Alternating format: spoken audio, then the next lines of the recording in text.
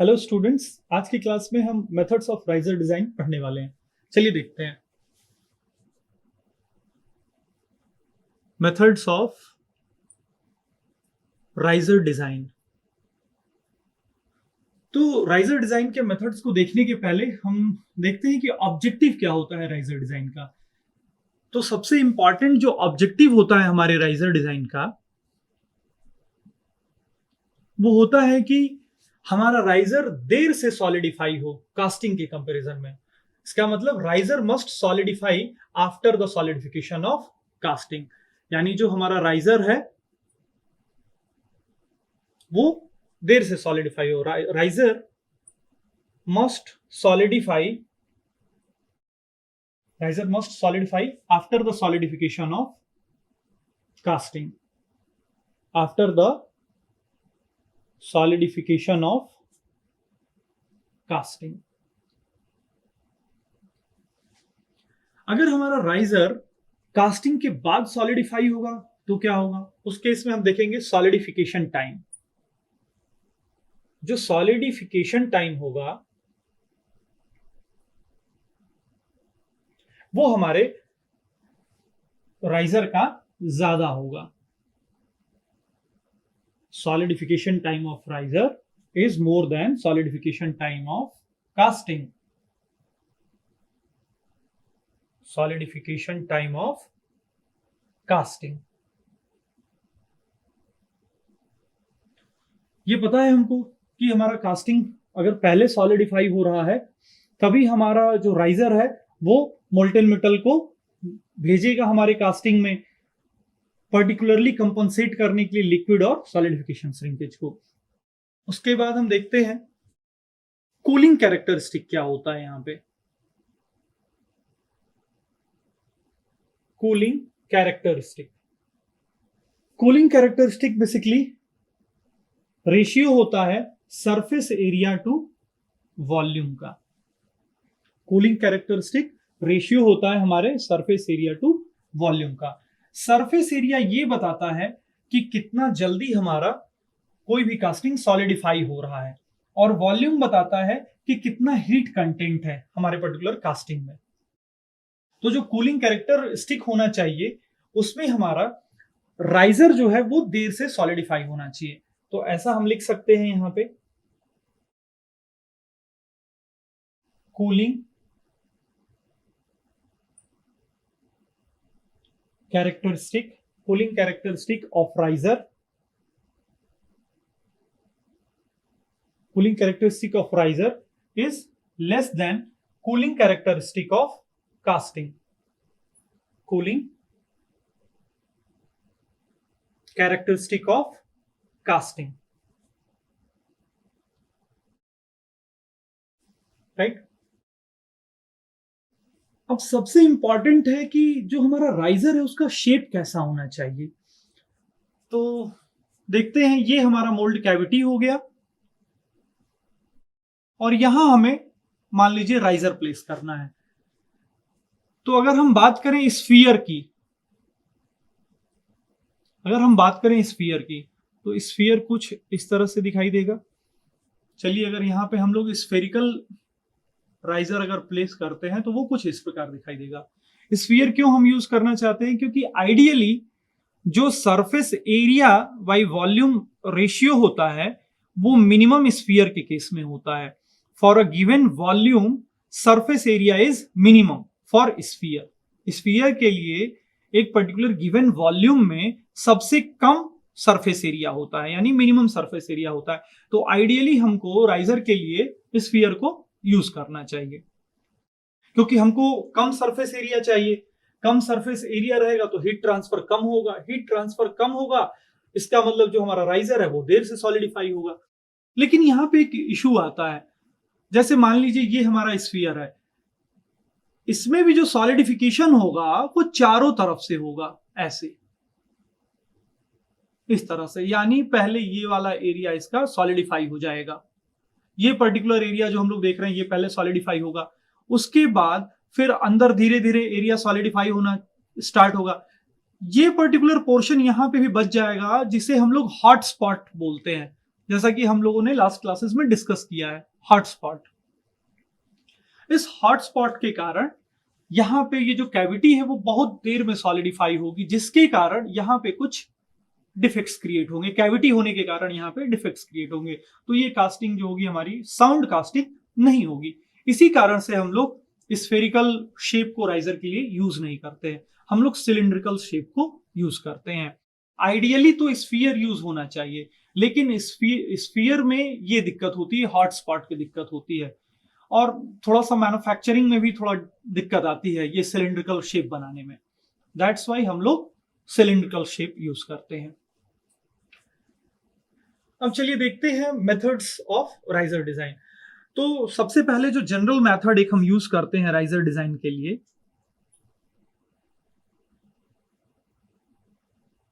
General method हम लोग riser design के लिए यूज करते हैं, उसमें जो सबसे पहला स्टेप होता है हमारा, उसमें हम श्रिंकेज वॉल्यूम फाइंड आउट करते हैं। तो स्टेप फर्स्ट जो होता है हमारा इसमें, स्टेप फर्स्ट, उसमें हम श्रिंकेज वॉल्यूम फाइंड आउट करते हैं। Step first, shrinkage volume. तो श्रिंकेज वॉल्यूम नॉर्मली हमारा Vs होता है, और ये 3% ऑफ वॉल्यूम ऑफ कास्टिंग होता है। जो भी हमारे कास्टिंग का वॉल्यूम है उसका 3% हम लोग इस श्रिंकेज वॉल्यूम को लेते हैं। जो स्टेप 2 होता है इसमें, ये राइजर डिजाइन के स्टेप्स पढ़ रहे हैं हम, स्टेप 2 में हम लोग राइजर का वॉल्यूम फाइंड आउट करते हैं। Volume of riser, volume of riser VR। तो राइजर का वॉल्यूम फाइंड आउट करने का फॉर्मूला है 3 into this Vs, shrinkage volume, 3 into this Vs। उसके बाद लास्ट थर्ड स्टेप में हम लोग लिमिटिंग कंडीशन अप्लाई करते हैं। तो लिमिटिंग कंडीशन यहां देख लेते हैं हम लोग। स्टेप 3, लिमिटिंग कंडीशन क्या होगी भाई? लिमिटिंग कंडीशन ये होगी कि surface area by volume of riser will be less than और equal to surface area by volume of casting, surface area by volume of casting। तो ये जो हमारा लिमिटिंग कंडीशन है, ये बताता है कि अगर surface area by volume riser का अगर कम होगा, इसका मतलब सॉलिडिफाई होने में इसको ज्यादा टाइम लगेगा। तो ये मेथड जनरल मेथड कहलाता है। सेकेंड मेथड है केन्स मेथड,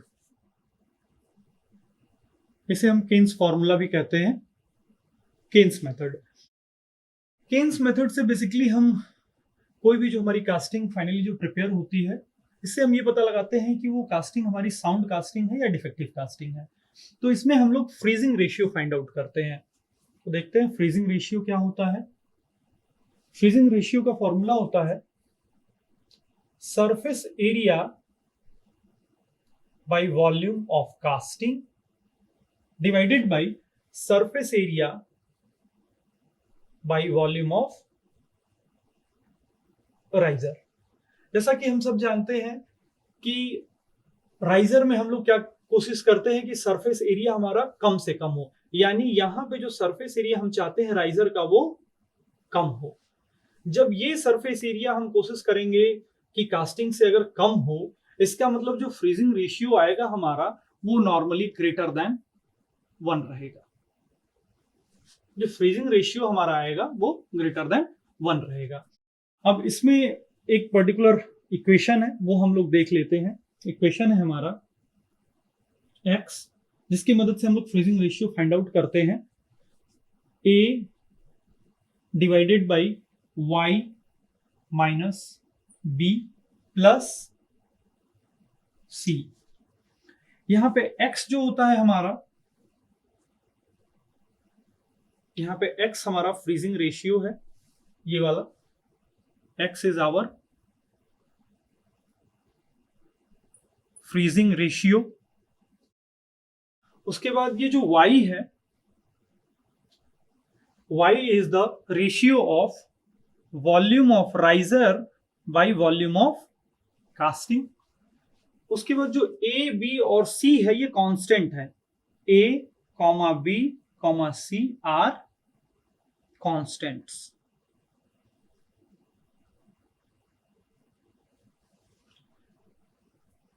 तो इन कांस्टेंट्स की वैल्यू हम लोग फाइंड आउट कर सकते हैं लिटरेचर से।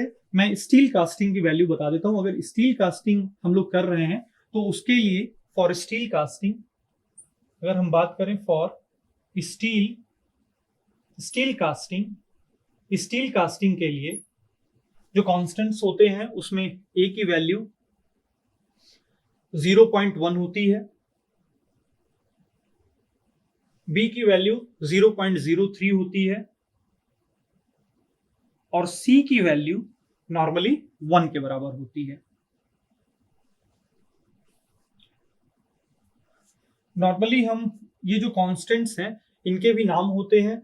जैसे ए को हम लोग फ्रीजिंग कांस्टेंट बोलते हैं, बी को हम लोग कॉन्ट्रैक्शन रेशियो बोलते हैं और सी भी हमारा एक कांस्टेंट होता है। इसमें एक डायग्राम बहुत इंपॉर्टेंट रोल प्ले करता है जिससे कि हम लोग बता सकते हैं कि हमारा कास्टिंग जो है वो साउंड है कि नहीं। तो वो इस प्रकार से बनेगा। ये एक्स एक्सिस हो गया और ये वाई एक्सिस हो गया। वाई एक्सिस पे हम लोग volume of riser by volume of casting को रखेंगे और यहां पे देखते हैं volume of riser by volume of casting हमारा वाई है। उसके बाद नीचे जो एक्स एक्सिस है उसे हम लोग फ्रीजिंग रेशियो रखेंगे और यहां पे हम लोग कुछ वैल्यूज पुट करते हैं जो volume of riser by volume of casting की आती है और फ्रीजिंग रेशियो की वैल्यूज रहती है। उसके बाद वैल्यूज पुट करने के बाद वैल्यूज हम लोग लिटरेचर से लेकर के पुट कर सकते हैं और देख सकते हैं इस प्रकार का जब कर्व आता है हमारे पास तो कर्व के ऊपर का सेक्शन इसे हम लोग साउंड कास्टिंग बोलते हैं, यानी अच्छी कास्टिंग। और इस कर्व के नीचे वाले पोर्शन को हम लोग डिफेक्टिव कास्टिंग बोलते हैं। ये हमारी डिफेक्टिव कास्टिंग हो जाएगी। थर्ड मेथड है modulus method. Third method is modulus method में हम ये देखते हैं कि कितना इफेक्टिवली हमारा राइजर हमारे मोल्ड कैविटी को फिल करता है। मॉड्यूलस मेथड की हेल्प से हम लोग राइजर का डाया भी फाइंड आउट करते हैं। तो चलिए देखते हैं मॉड्यूलस मेथड क्या होता है। Modulus is equal to 1 by cooling characteristic. Cooling characteristic का मतलब हम लोग जानते हैं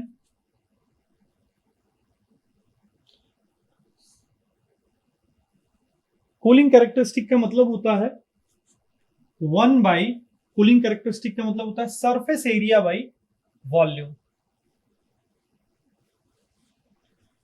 और अगर इसको हम फर्दर कैलकुलेट करेंगे तो मॉड्यूलस हो जाएगा हमारा वॉल्यूम बाई सरफेस एरिया। इसमें बेसिकली जो कैलकुलेटेड वैल्यूज आती हैं वो modulus of riser is equal to 1.2 modulus of casting. अगर modulus of riser 1.2 times modulus of casting के है तो राइजर हमारा इफेक्टिवली मोल्टेन मेटल को कैविटी में फिल करेगा। इसमें अगर हम लोग फाइंड आउट करना चाहते हैं कि राइजर का डायमीटर क्या होगा तो यहां देख सकते हैं इस प्रकार से हम लोग पता कर सकते हैं मॉड्यूलस ऑफ राइजर। अगर मान लीजिए सिलिंड्रिकल राइजर है तो वॉल्यूम बाई सरफेस एरिया अगर हम लोग फाइंड आउट करेंगे तो क्या हो जाएगा, वॉल्यूम हो जाएगा पाई बाई 4